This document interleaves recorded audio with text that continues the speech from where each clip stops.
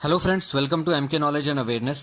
तो आज हम बात करेंगे इंडिया में कंप्यूटर रेवोल्यूशन के बारे में, आईटी और टेलीकम्युनिकेशन सिस्टम्स के बारे में, कैसे ये इंडिया में लेके आया गया या कैसे इसे प्रमोट किया गया, कैसे कैसे इश्यूज आए इसको प्रमोट करने के लिए।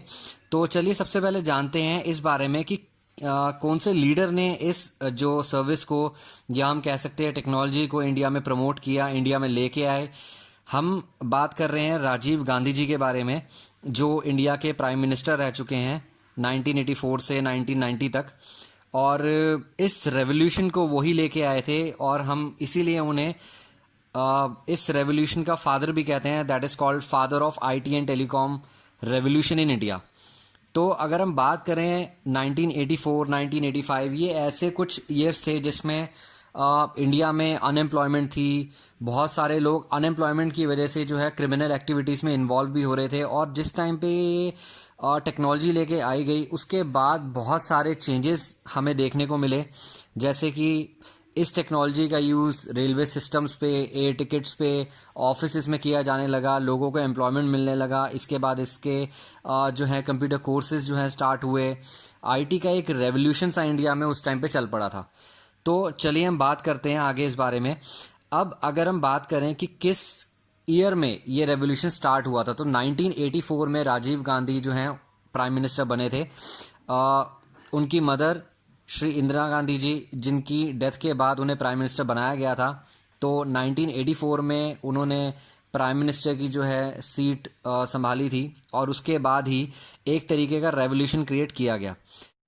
तो इस रेवोल्यूशन को आगे बढ़ाते हुए उन्होंने साइंस एंड टेक्नोलॉजी के क्षेत्र में बहुत सारी कंपनीज के साथ जो है टाई अप किया, कोलैबोरेशन किया, ताकि वो कंपनीज, वो इंडस्ट्रीज कंप्यूटर को, इंटरनेट को, फाइबर नेटवर्क्स को इंडिया में ला सके, प्रमोट कर सके और लोगों तक पहुंचा सके। उसके बाद कई ऐसी दिक्कतें थी, कई ऐसे इश्यूज थे जिसकी वजह से इंडिया में कंप्यूटर को प्रमोट करना मुश्किल हो रहा था या लोगों को परचेज करने में मुश्किल हो रही थी।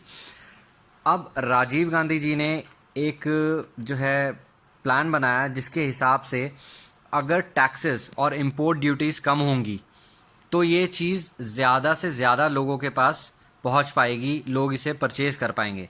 क्योंकि अगर हम टैक्सेस की बात करें, इंपोर्ट ड्यूटीज़ की बात करें, क्योंकि बहुत सारी कंपनीज जो हैं वो बाहर से जो है अपने कंपनीज के कंप्यूटर्स भेजती थी और इंडिया में आने के बाद उस पर टैक्सेस लगते थे, ड्यूटीज़ लगती थी, जिसकी वजह से जो सिस्टम्स थे, कंप्यूटर्स थे, वो महंगे हो जाते थे।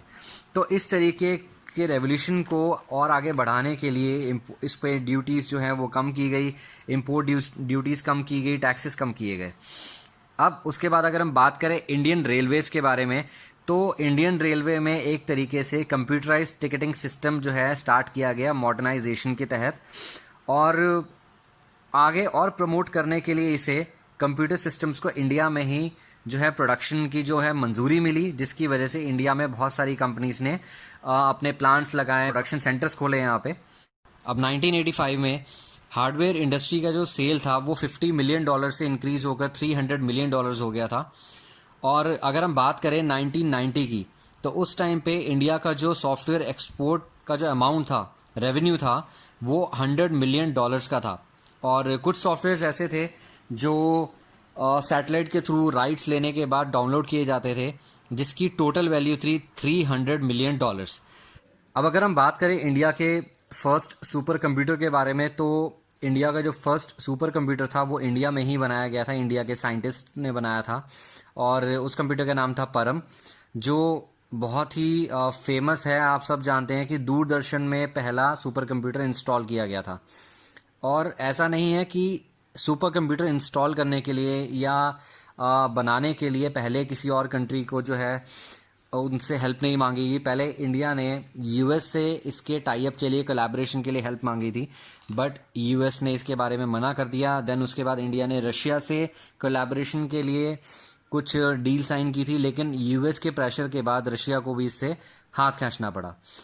तो हम ये सब देख सकते हैं कि इस रेवोल्यूशन के बाद जो आज का भारत है उसमें हम अगर बात करें डिजिटलाइजेशन की, 4G नेटवर्क्स की, फाइबर इंटरनेट की, तो ये सब कहीं ना कहीं जो है वो राजीव गांधी जी की अचीवमेंट्स हैं, जो आज हमें इतनी बड़ी जो है हेल्प मिल रही है, ये फैसिलिटीज़ मिल रही हैं। तो ये सब उनकी कोशिशों का ही नतीजा है कि आज हम ये फैसिलिटीज़ यूज़ कर पा रहे हैं और इसका बहुत अच्छे तरीके से बैंकिंग सिस्टम्स में, स्टॉक मार्केट में, हर जगह पे बहुत अच्छे तरीके से इस्तेमाल किया जा रहा है। तो फ्रेंड्स, हमें किसी के भी, अगर हम कहें, इन्वेंशंस को, अचीवमेंट्स को इग्नोर नहीं करना चाहिए।